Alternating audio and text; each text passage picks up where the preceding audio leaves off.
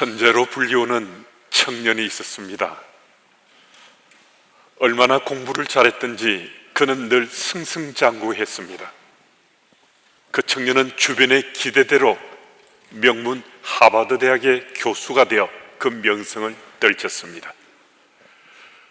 그가 쓴 30여 권의 책들은 모두가 다 베스트셀러가 되었습니다. 많은 사람들이 그와 만나고 싶어 했습니다. 그러던 어느 날 그는 대중들에게 폭탄 선언을 했습니다. 하버드 대학 교수직을 내려놓겠습니다. 그리고 이제부터 저는 장애우 시설로 들어가서 새로운 인생을 시작하려고 합니다. 그 주변의 지인들이 손사래를 치면서 말렸습니다. 학교는 그만두더라도 후학들을 양성하는데 인생을 바쳐야 되지 않겠느냐고.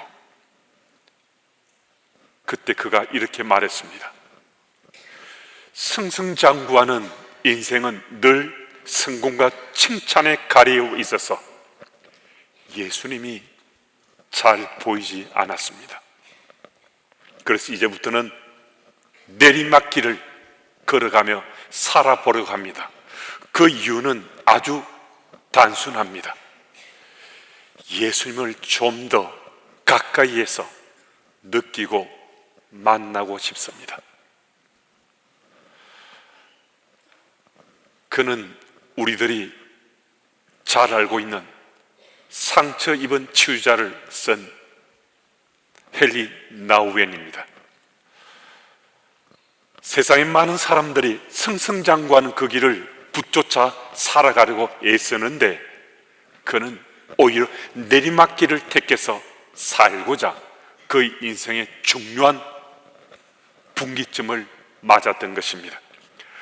어떻게 헨리 나우엔은 이런 선택을 하고 그의 남은 인생을 이 선택한 것을 자신의 삶에 지켜가며 가난한 자, 소외된 자, 병든 자와 함께 더불어 살 수 있었는가?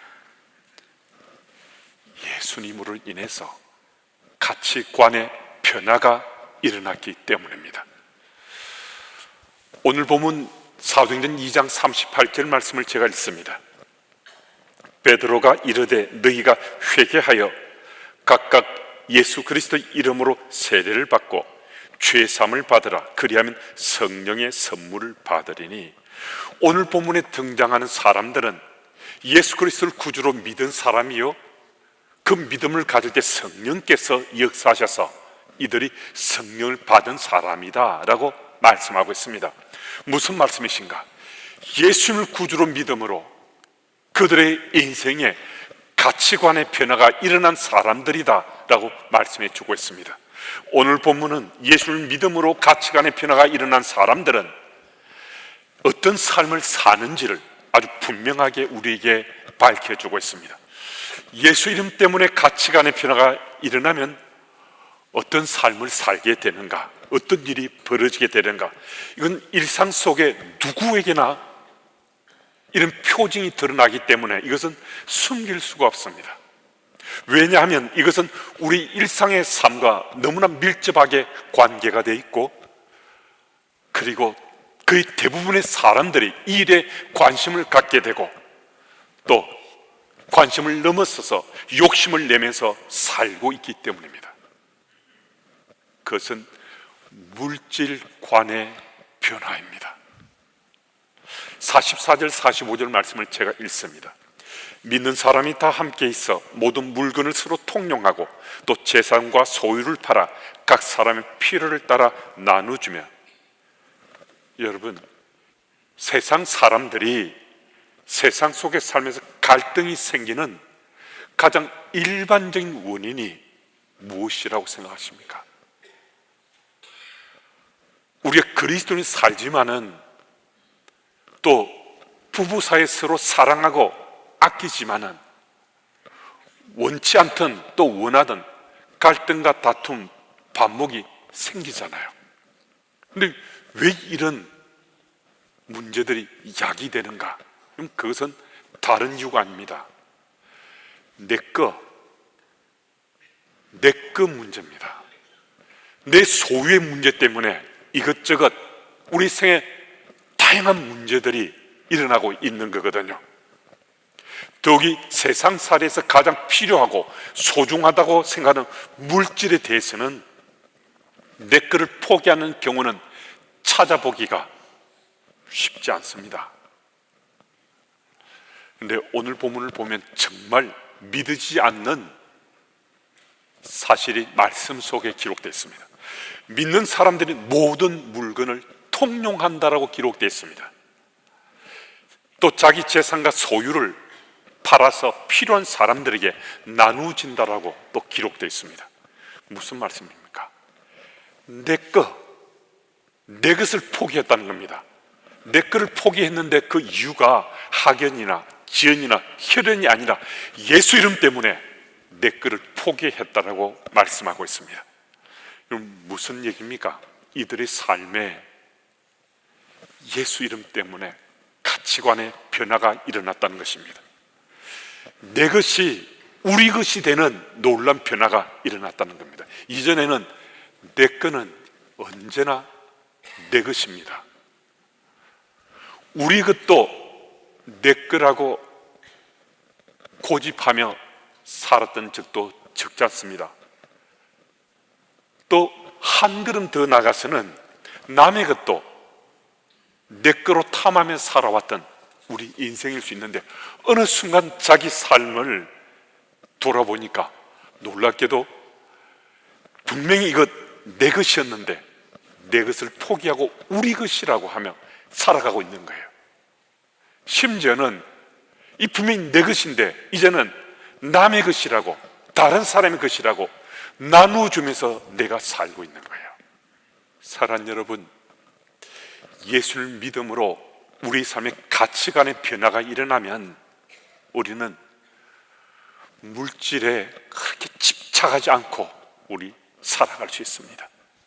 이전에는 내 생의 목표가 갈증을 느끼면서 충분히 채워져 있는데도 더 쌓고 더 취하고 더 가져야만 만족하는 삶을 살았는데, 예수 이름 때문에 가치관의 변화가 생긴 다음에는 그때부터는 이제는 내 것에 취해서 살기보다 조금은 더 나누고 나누의 기쁨을 느끼고 누리며 살기를 원하게 됐습니다. 여러분, 우리는 이미 예수 이름 때문에 가치관의 변화가 일어난 사람들입니다. 오늘 우리 삶 속에 이제는 내 것을 우리 것, 내 것을 이제는 남의 것으로 나눠주며 사는 삶의 분명한 결심과 행동이 따라야 될 바로 그때가 되었다. 그 사실을 믿으시고 믿는 자의 삶에 보다 더 충실한 여러분들이 다 되시기 바랍니다. 그리고 46절 말씀을 제가 읽습니다. 날마다 마음을 같이하여 성전에 모이기를 힘쓰고 집에서 떡을 떼며 기쁨과 순전한 마음으로 음식을 먹고, 이 구절을 한마디로 표현하자면 그리스도 안에서 교제가 이루어졌다는 것입니다. 특별한 어느 날만이 아니라 일상 속에 날마다 그리스도 안에서 교제하며 살아야 된다라고 말씀해 주는 겁니다. 무슨 말씀이신가 하면 예수님으로 인해서 일상생활 속에 변화가 일어났다라고 일깨워주는 겁니다. 그리스도를 살아온 우리들은요, 아마 우리 가운데 적지 않은 분들이 때때로 지금 내가 바른 그리스도를 살고 있는가 자기 자신 점검해보고 싶어합니다. 내가 오늘 하나님 앞에 바른 그리스도인 삶을 제대로 살고 있는지 자기 확인하기 원한다는 것입니다. 그런데 이 자기 점검은 힘들고 어려운 일 아닙니다. 아주 간단하게 자기 점검을 할 수 있습니다. 제가 다른 나눔의 시간에 또 바이블 스터디를 할 때도 제가 이 말씀을 나눈 적이 있는데요, 오늘은 그림을 그려서 함께 좀 나누고자 합니다. 한번 보시면요, 정삼각형의 그림인데요, 꼭지각이 60도인 정삼각형입니다. 그 꼭지점 세 곳에 한 곳은 말씀, 다른 한 곳은 섬김과 봉사, 또 다른 한 곳은 그리스도 안의 교제로 되어 있습니다. 위치는 전혀 중요하지 않습니다. 말씀의 위치가 어느 쪽에 있어도, 섬김 봉사의 위치가 어느 쪽에 있어도, 그리스도인 교제가 어디 있어도 전혀 문제가 되지 않습니다. 그런데 꼭지각은 아주 중요합니다. 60도의 꼭지각을 이룰 만큼 내가 말씀도, 섬김과 나눔도, 그리고 그리스도인 교제도, 이게 균형을 이루갈 때 우리는 그가 누구든 간에 정상적인 가까운 균형을 이루며 꼭지각이 60도가 되면 우리는 바른 그리스도인의 삶을 지금 살고 있다 하더라도 이건 거의 100% 맞는다라고 할 수 있습니다. 그런데 우리 믿음의 삶 가운데 말씀은 있는데 섬김과 봉사가 없어요. 그리스도인 교제도 없어요. 그러면 삼각형 꼴은 말할 것도 없고 아주 기형적인 꼴이 나고 말지 않겠어요. 셋 중에 셋이 균형을 이루지 못하고 둘만 있거나 하나가 있으면 아주 문제가 되고 신앙의 삶이 아마 아주 힘들어지는 그 길로 미끄럼질 할 수 있다는 것입니다. 특히 코로나 시대를 맞아서 우리는 온라인 예배를 통해서 말씀은 듣습니다. 또 예배에 참석도 합니다. 그리고 혼자 또 말씀을 묵상하고 또 그 말씀을 내 마음 밭에 담고 생활하려고 애쓸 수 있습니다. 그런데 섬김과 봉사가 없고 그리스도 안의 교제는 더욱더 없을 수 있습니다.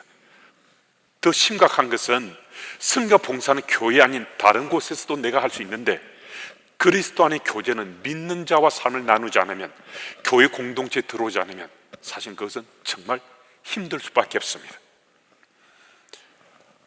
그래서 우리가 코로나 시대를 맞아 가장 힘든 부분은 바로 그리스도 안의 교제가 상실되어 버렸다 하는 이것이 믿음의 삶의 문제가 된 것입니다.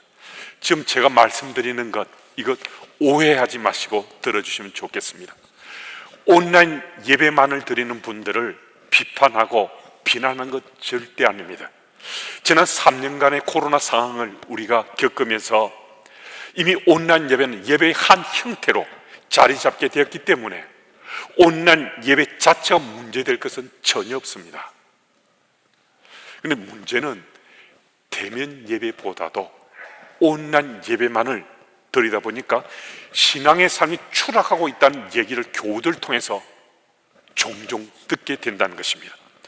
온라인 예배를 드리는데 익숙해지고 계속해서 온라인 예배만 드리고자 고수했을 때 나의 신앙의 삶이 어떻게 될 것인가, 지금 바로 이 타이밍에 정말 우리가 점검하면서 믿음의 삶을 새롭게 살아야 되지 않는가, 오늘 예배 시간에 한번 질문하고 답을 찾았으면 하는 것입니다.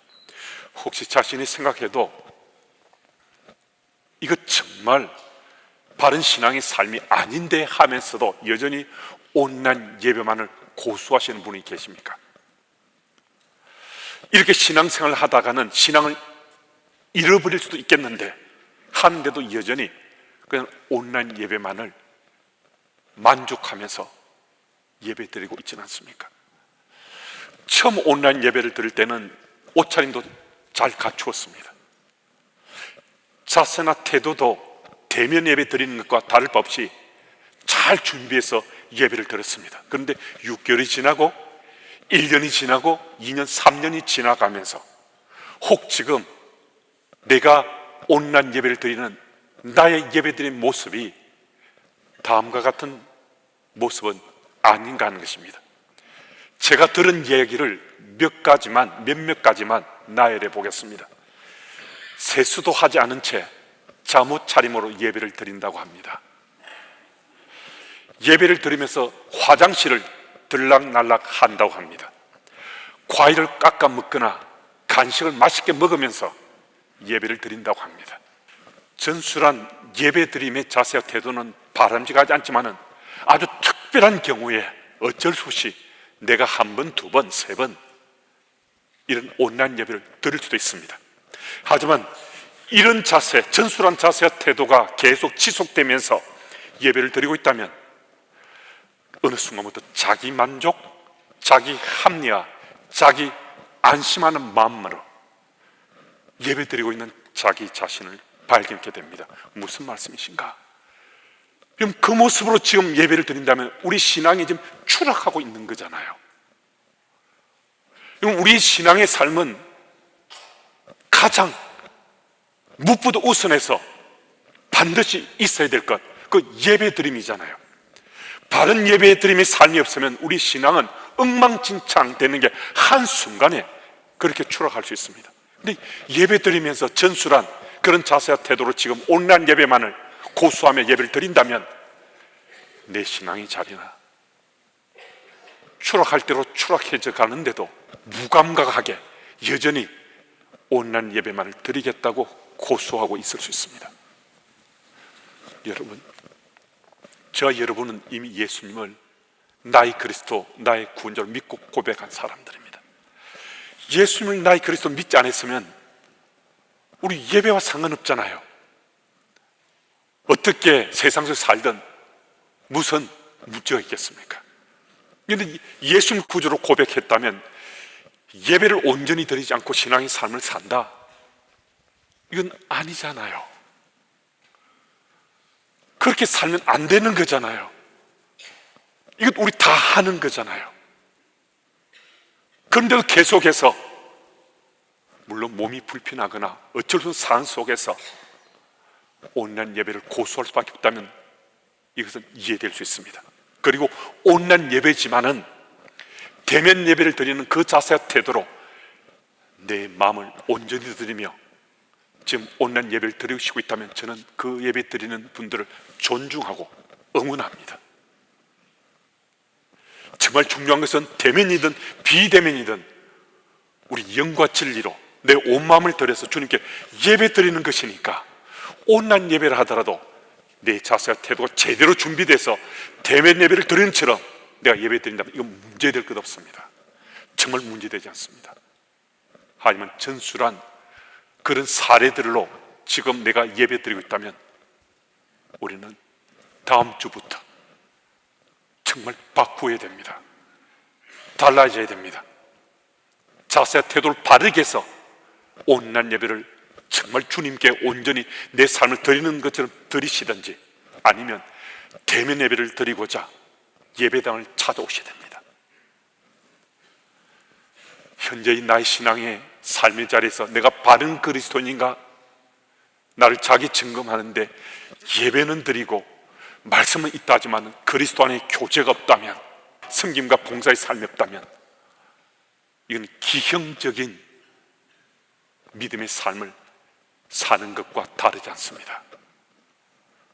오늘도 바른 그리스도인 살고자 다시 한 번 더 이 트라이앵글 정삼각형 안에서 내 믿음의 삶을 점검해 보시고 바른 그리스도인으로 잘 살아가시는 여러분들이 다 되시길 바랍니다. 그리고 47절 말씀을 같이 읽습니다. 하나님을 찬미하며 또 온 백성에게 칭송을 받으니 주께서 구원받는 사람을 날마다 더하게 하시니라. 아멘.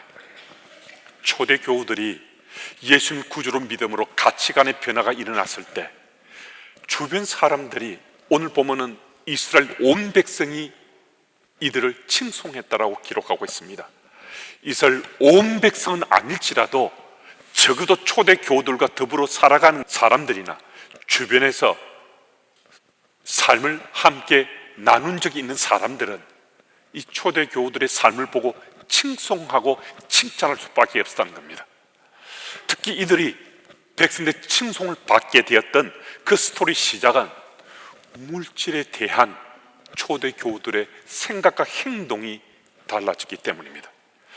백성들이 그들이 믿을 수 없을 정도로 초대 교우들의 삶을 보니까 분명히 이거 내 건데 내 것이라 하지 않고 이건 우리 것이라고 이제는 남의 것이라고 그것을 내어놓고 나누더라는 겁니다. 이전 같으면 정말 상상할 수도 없는 일들이 초대 교우들의 삶 가운데 드러나더라는 거죠. 여러분, 자신의 주어진 것, 자신의 소유가 된 것, 그것 내 거라고 내 소유라고 내가 너무나 이건 분명히 하며 살아왔을 수 있습니다. 그런데 예수를 인해서 가치관의 변화가 일어나면요, 그거 내 것만으로, 내 마음밭에만, 내 손에만 움켜쥐고 우리 살 수가 없습니다. 그렇게 살 수가 없습니다. 그래서 우리는 내 주변에 힘들어하는 사람이나 내가 속한 공동체를 위해서 이제 내 것이 우리 것이 되고 내 것이 여러 사람들의 것이 되는 나눔의 자리에 우리가 서게 됩니다. 여러분, 만약에 말입니다, 내게 지금 상당한 액수의 돈이 생긴다면 어떻게 하시겠습니까? 그리고 우리 가운데 내가 참 풍족하게 내가 많은 자산을 가지고 있다라고 또 생각하는 분이 계시다면 오늘 말씀 앞에 어떻게 하시겠습니까? 우리는 믿음을 따라 돈을 사용합니다. 우리 인생도 믿음을 따라 살아갑니다. 내가 믿음을 따라 내가 소유한 것을 사용하며 산다면 우리 믿음은 지금 어디 있습니까? 믿음을 따라 내가 인생을 산다면 내 인생길은 어떤 걸음입니까?